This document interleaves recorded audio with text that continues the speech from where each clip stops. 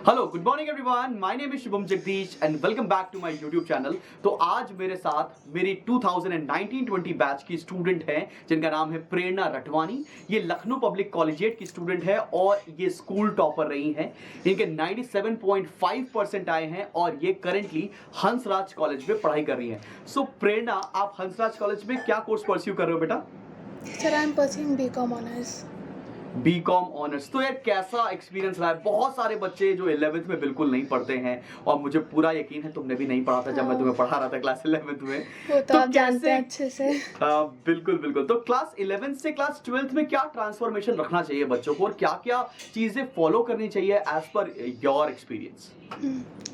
तो सर तो मैं ये सजेस्ट करना चाहूँगी सारे स्टूडेंट्स को कि ऐसे नहीं है कि 11th में बिल्कुल पढ़ाई नहीं करनी चाहिए। ऑफ कोर्स मतलब 11th में थोड़ा रिलैक्सिंग माहौल होता है, सबके साथ होता है, मेरे साथ तो कुछ ज़्यादा ही था। एंड लेकिन आते आते 12th की स्टार्टिंग में आते आते एक सेंस ऑफ सीरियसनेस हो जाती है डेवलप, अगर आप सीरियस हो अपनी लाइफ को लेके तो। एंड बस यही कि स्टार्टिंग से हमें करते रहना है मेहनत, because consistency is the key. This is what helped me in the end. Alright. तो यार ये बताओ कि क्लास 12th में तुमने एक्चुअल में पढ़ाई कब से शुरू की और कितनी पढ़ाई की, कैसे कैसे किया? वैसे तो मुझे पता है बट बाकी लोग को जानना है, तो यू टेल इन डिटेल। हाँ तो सर हमारे क्लासेस स्टार्ट हो गई थी मार्च एंड से एंड सीरियस वाली अप्रैल से स्टार्ट हुई थी। तो अप्रैल ओके। में तो इतना इतना इतना ध्यान से नहीं पढ़ा था मैंने, क्योंकि वही वही क्या कहते हैं, आदत लगी हुई थी 11th की, तो स्टार्टिंग से तो चेंज हो नहीं सकती थी। तो वही जब मेरी समर वेकेशन स्टार्ट हुई तो मैं एकदम घर में थी, तो एक्चुअल मैंने पढ़ाई अपनी समर वेकेशंस में स्टार्ट की, क्योंकि मेरे बहुत ज़्यादा बैकलॉग्स हो गए थे स्कूल के भी कोचिंग के भी। तो वो मेरे को ना बहुत ज़्यादा टेंशन देते थे कि कैसे करूँगी, अब तो 12th है, 11th में जितने मज़े करने थे कर लिए। तो उन बैकलॉग्स को देख देख के मतलब जेन्युइनली टेंशन होती थी। तो summer vacations was the golden period of my preparation. उसमें आई ऑलराइट। बकल्ड अप एंड मतलब उसमें सारा सिलेबस जो पार्टनरशिप की बुक होती है हमारी उसकी वो पूरी मेरी कंप्लीट हो गई थी समर वेकेशंस में। Alright, alright, alright, alright. और अच्छा ये बताओ, क्या कहते हैं कि तुम्हारे पास तो मैथ्स है, मैथ्स थी इनफैक्ट, और तुम्हारे पास अकाउंटेंसी थी, यही दोनों सब्जेक्ट हम लोग कोचिंग में पढ़ रहे थे। हाँ तो ये मैथ्स और अकाउंटेंसी को कैसे बैलेंस कर रहे हैं? बहुत बच्चों का कंफ्यूजन ये है, and since you are from CBSE background तो बहुत ज़्यादा सिलेबस भी होता है। तो सर कैसे बैलेंस किया तुमने पूरे साल? बहुत ज़्यादा डिफ़िकल्ट हो गया था मेरे लिए। तो स्टार्टिंग में तो मैं मतलब अपने आप मैं बहुत ज़्यादा रिग्रेट करती थी कि मैंने क्यों ले ली मैथमेटिक्स, मतलब क्योंकि नहीं हो पाता था स्टार्टिंग में मैनेज, आदत थी नहीं, क्योंकि 11th में पढ़ाई की नहीं थी। 12th में मैं लिटरली अपने टीचर्स के पास जा के कहती थी सर मैं कैसे करूँ, मुझसे नहीं हो पा रहा है।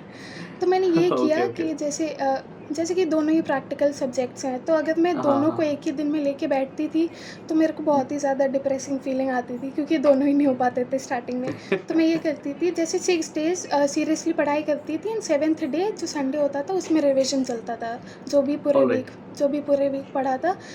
तो अल्टरनेट डेज़ में मैथ्स और अकाउंट्स करती थी एंड उनके साथ कोई एक थ्योरी सब्जेक्ट, जैसे कि इकोनॉमिक्स हो गया या बिजनेस स्टडीज़ हो गया। So my strategy was 1 theory subject and 1 practical subject per day. अच्छा ये बताओ यार, यश महेश्वरी सर आपको पढ़ा रहे थे मैथमेटिक्स, ठीक है ना? तो उनका कितना क्रेडिट है तुम्हारे ये इतने मैथ्स के परसेंटेज में? उनकी क्या स्ट्रैटेजी तुम्हें पसंद आई पूरे साल? सर ठीक है ना? उनका फिर तो हम लोग आते हैं हाँ, अकाउंटेंसी में। सारा क्रेडिट उनका ही है, क्योंकि मैंने हाँ, उनके साथ 11th से पढ़ाई की है, तो उन्हें पता है कि मैं कौन-कौन से एरियाज़ में वीक हूँ। And very true. स्पेशली जो उनकी सबसे अच्छी चीज़ थी, क्योंकि मैं घर पे मैथ्स करने बैठती थी तो मेरा इंटरेस्ट नहीं डेवलप होता था। तो हाँ, उन्होंने हाँ, इतनी लंबी-लंबी सेशंस लिए थे, हमारी प्रैक्टिस सेशंस, उसमें उन्होंने जो हाँ। हमें क्वेश्चंस करवाए थे, उससे धीरे-धीरे मेरी हैबिट डेवलप हुई कि दैट येस यू हुँ। Need to practice to get better at maths. तो मैं कोचिंग में ओके। प्रैक्टिस करती थी, उसके बाद मैं वही हाँ। क्वेश्चंस घर जाके रिवाइज़ करती थी, फिर से प्रैक्टिस नहीं करती थी, इतना तो हो नहीं पाता था। तो एक बारी उसको गो थ्रू ज़रूर कर लेती थी, तो वो कंसेप्ट्स ज़्यादा टाइम के लिए दिमाग में रिटेन होते थे। एंड वो जो रेगुलर हमारे क्लास टेस्ट लेते थे, that also really helped a lot. हाँ। अच्छा ये बताओ, जैसे कि हम लोग ने जब साल भर पूरी अकाउंटेंसी पढ़ी, हम लोग का सिलेबस ऑलमोस्ट अक्टूबर में खत्म हो गया था। तो अक्टूबर से दिसंबर तक तुमने पढ़ा, तो तुम्हारी लाइफ में अकाउंटेंसी का सबसे बड़ा पीक कब आया? जब तुम्हें सो लगा कि मेरी हाँ एक्चुअल में या तो मुझे कुछ नहीं आता या तो मुझे अब सब आने लगा है।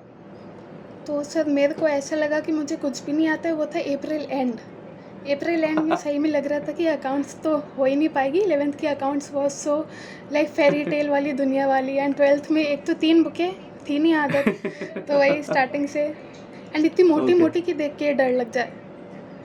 तो उसके बाद एंड मुझे पीक वाला टाइम आया था, वो था आई गेस मेरा वो मेरा था नवंबर में। मतलब उस समय तक मतलब I was like 95% through with my syllabus, and उसकी भी 2 बार प्रैक्टिस मैं कर चुकी थी तो मतलब नवंबर नवंबर तक तक। तुमने सब कुछ पढ़ लिया था, नवंबर तक तुम्हें सारी चीजें हो गई थी। अब लेकिन अच्छा मैं मेरा तुमसे एक्चुअल पूछ सकता सिलेबस कंप्लीट हुआ था जनवरी में ही, नवंबर में ओके। नहीं हुआ था। अच्छा ठीक है ठीक है ठीक है ठीक है। तुम ये बताओ, जब हम लोगों ने मॉर्निंग क्लासेस शुरू की थी, ठीक है ना, तब हाँ तुम्हें कैसा लग रहा था? सर, वो तो गेम चेंजर थी, पूछिए मत, क्योंकि सुबह उठना वो भी ठंड में, ये सबसे ज़्यादा डिफिकल्ट होता है। और प्लस एंड वो सबसे भी ज्यादा डिफिकल्ट ये भी था कि ना, जो क्वेश्चंस करा रहे थे वो बिल्कुल किसी बच्चे को आते नहीं थे, नो हाँ, मैटर वो कितना पढ़ चुका होता है। वो आप पता नहीं कहाँ कहाँ से क्वेश्चंस लेके आ रहे थे, जो हम बुक्स प्रैक्टिस करते थे उसके तो नहीं थे, इतना तो आई वाज डैम श्योर। तो वो एकदम रियलिटी चेक सा था कि मैं हाँ। कुछ ज़्यादा ही कॉन्फिडेंट हो गई थी कि अब तो अकाउंट्स आती एकदम 100 में से 100 आने हैं, अब तो कोई भी क्वेश्चन ले आओ, कुछ भी दे दो। एंड जब आपके क्वेश्चंस आते थे तो लगता था यार शिट, ये भी होता है, ये कहाँ से आ गया, ये कहाँ से ला रहे हैं सब क्वेश्चंस। ये होता है, ये होता है। अच्छा प्रेरणा, अपने जूनियर्स को क्या बताना चाहोगी कि जो अभी 12th में एस्पिरेशन रखते हैं कि भाई हंसराज जैसे कॉलेज में वो पढ़ना चाहते हैं, तो उनके लिए तुम्हारी तरफ से कोई 2 या 3 टिप्स क्या करें वो फॉलो? हाँ, तो सर सबसे पहली and the most important tip is that, जैसे कि मैंने स्टार्टिंग में भी बोला था, फिर से बोल रही हूँ दैट कि कंसिस्टेंसी इज़ द की। अगर आपने थोड़ा सा भी ब्रेक लिया, जैसे मैंने एक बार लिया था अगस्त में कि बहुत हो गया अब तो मतलब थोड़ा ब्रेक ले लेते हैं, तो मैंने एक हफ्ते का ब्रेक सोच के लिया था, इसमें मेरा पूरा अगस्त बर्बाद हो गया, मैं नहीं पढ़ पाई। फिर एक बार ब्रेक लिया मैंने तो ब्रेक कुछ ज़्यादा ही एक्सटेंड हो गया। तो ये ओके। मैं सजेस्ट करना चाहूँगी कि आप ऐसे नहीं कि क्या कहते हैं एकदम से पूरी पढ़ाई छोड़ दें, हाँ, थोड़ा थोड़ा हाँ। पढ़ते रहें, क्योंकि ब्रेक भी है, क्योंकि आपका एक टाइम आएगा कि आप बर्न आउट हो जाओगे पढ़ते पढ़ते, which is really very natural to happen. तो ओके। ऐसा होता है, आप हर समय अपना बेस्ट नहीं परफॉर्म कर पाओगे, तो ब्रेक लेना इज़ अ मतलब ब्रेक लेना चाहिए, it's a good thing, because इसके बाद ही आपकी एफिशिएंसी इंक्रीज़ होगी बाद में पढ़ते ऑलराइट, समय। एंड दूसरी ऑलराइट, चीज़ ये ऑलराइट। कि आपको बिल्कुल भी टेंशन नहीं लेनी है कि कोई भी रॉकेट साइंस नहीं है। If I can do it, anyone can do it, definitely. Because I have seen myself transforming into a completely different student which I was obviously not in class 11। हाँ, वो तो मुझे पूरी तरीके से पता है। अच्छा प्रेरणा, बहुत सारे बच्चों के बीच में इस एज में डिस्ट्रैक्शंस भी होता है, और तुम्हारे साथ भी हुआ होगा, आई डोंट नो, कि बच्चे 11th में रिलेशनशिप में डिस्ट्रैक्टेड हैं, 12th में आते आते उनका रिजल्ट खराब होता है, उसके बाद उनको लगता है कि नहीं भाई ये सब नहीं करना चाहिए था, अभी तो नहीं करना चाहिए था फिलहाल। उस पर कोई टिप्स आपकी तरफ से? हाँ, तो सर इसमें मैं कहूँगी यहाँ पे 2 टाइप के इंसान आते हैं। एक हाँ, वो हाँ। जो रिलेशनशिप के साथ-साथ अपनी चीज़ें एकदम परफेक्टली बैलेंस कर पाते हैं, मतलब अपना जो पूरा टाइम है उसको सही तरीके से डिवोट कर पाते हैं, एंड चीज़ों को प्रायोरिटाइज़ कर पाते हैं। तो उस ऑलराइट। केस में तो उनके साथ कोई प्रॉब्लम नहीं है। फिर दूसरे जो लोग आते हैं, जो कुछ ज़्यादा ही फेयरी टेल दुनिया में चले जाते हैं, एंड फिर वो मतलब ओके। कंप्लीटली अपने गोल से डिस्ट्रैक्ट हो जाते हैं। तो इस केस वेरी में ट्रू। मतलब ये आपके लिए बहुत ही ज़्यादा अलार्मिंग सिचुएशन हो जाती है, because alright, you will alright. Regret this through out your life. मतलब आप मतलब आपके लिए अगर 12th के मार्क्स मैटर करते हैं तो, ऑब्वियसली यार, नहीं तो कॉमर्स की फील्ड से हैं हम लोग, और मार्क्स नहीं मैटर करेंगे तो हो ही नहीं सकता ये चीज़ तो। कॉलेज में जाना राइट। है। अच्छा, तुम्हारा जब सिलेक्शन हुआ हंसराज पे, ठीक है ना, तो टॉप 5 कॉलेज में हो आप, तो आपको कैसा फील हुआ? क्या था घर पे, क्या रिस्पॉन्स था, मम्मी का कैसा रिस्पॉन्स था? सर पहले तो उस दिन मैं वो तो एकदम रिस्पॉन्स मुझे पता है, मम्मा उस दिन तुम्हारी कोचिंग आई थी, तुम्हारी बड़ी बड़ी फोटोज हाँ। लगी थी, तो they were taking selfies and everything, तो आई वाज फीलिंग प्राउड, हाँ ये प्रेरणा मेरी लड़की है। तो सर कैसा लगा घर पे, कैसा हाँ। माहौल था, हाँ, तो हाउ दे सर जब ट्रीटेड यू? हाँ, हंसराज में हुआ, मैं बिल्कुल भी एक्सपेक्टेशंस छोड़ चुकी थी, क्योंकि हमारे एलएसआर की 100% कट ऑफ गई थी। तो मैंने सोचा शिट यार, इस साल तो अब बहुत ही ज़्यादा मुश्किल है। तो मैंने आपसे ही कंसल्ट करके मैंने डीसीएसी में एडमिशन लिया था, उस समय इकोनॉमिक्स हाँ, हाँ। ऑनर्स में। हाँ, हाँ, हाँ, हाँ, हाँ, हाँ। जैसे कि सबका ड्रीम कॉलेज एसआरसीसी होता है, मेरा भी था, मेरा कुछ ज़्यादा ही था, मैं कुछ ज़्यादा ही ऑब्सेस्ड थी। आपको पता होगा मैं कितनी बात करती थी बिल्कुल पता है बेटा, एसआरसीसी के बारे बिल्कुल में। पता है, बिल्कुल पता है। Yes, yes, yes. तो उसके बाद फिर धीरे-धीरे करके कट ऑफ ऐसा ही होता है डीयू का हमेशा, कि पहली कट ऑफ इज़ लाइक ज़्यादा ही हाई, बहुत ज़्यादा हाई। कितने उसके कट ऑफ बाद तक वेट करना चाहिए बच्चों को? मतलब मेरे हिसाब से तो बच्चों को किसी भी कॉलेज में एडमिशन ले लेना चाहिए, उसके हाँ, बाद हाँ। फिर कट ऑफ का वेट करना चाहिए, so that they can shift, right? ये सर बहुत अच्छा क्वेश्चन है आपका, बिकॉज़ बहुत सारे लोगों को डाउट होता है इस चीज़ में। तो according to me like you should ideally wait till 4th cut off, क्योंकि 99% ऑफ द स्टूडेंट्स की 4th कट ऑफ तक कॉलेजेस फाइनल हो जाते हैं, क्योंकि इसके बाद Alright. या तो जो कट ऑफ्स होती हैं इसमें बहुत ज़्यादा चेंज नहीं आता है, अगर चेंज आता भी है बिकॉज 4th कट ऑफ तक जो जनरल कैटेगरीज होती हैं इनकी सारी सीट्स ऑलमोस्ट फुल हो जाती हैं, तो इसीलिए लोगों Alright, के alright. कॉलेजेस फाइनल हो जाते हैं। एंड जो बची कुछ reserved categories and special cut off निकलती है उन लोगों के लिए जिन्होंने पहली कट ऑफ में एडमिशन नहीं लिया होता है, तो ये Alright, जनरल alright, कैटेगरी वालों के लिए मतलब इतना कोई डिसाइडिंग फैक्टर रह नहीं जाता है टू चेंज मतलब कॉलेज। अपनी सीट एक बुक कर लो एंड देन हाँ keep looking for the yes good yes colleges, yes right? हाँ, मतलब फर्स्ट जहाँ कट पे भी ऑफ में मिले ही जो सीट भी मिल कॉलेज ले। मिल हाँ, रहा हो बंद कर alright, लो, alright. सॉरी मतलब सीट बुक कर लो बिकॉज सर्टेनिटी आ जाती है थोड़ी सी, अब बाद में Okay. रिस्क नहीं लेना चाहिए कभी भी। बिल्कुल बिल्कुल। तो आगे क्या प्लान्स है प्रेरणा? व्हाट आफ्टर ग्रेजुएशन, उसके बाद क्या, कहाँ सेटल होना है, कुछ सोचा है कभी?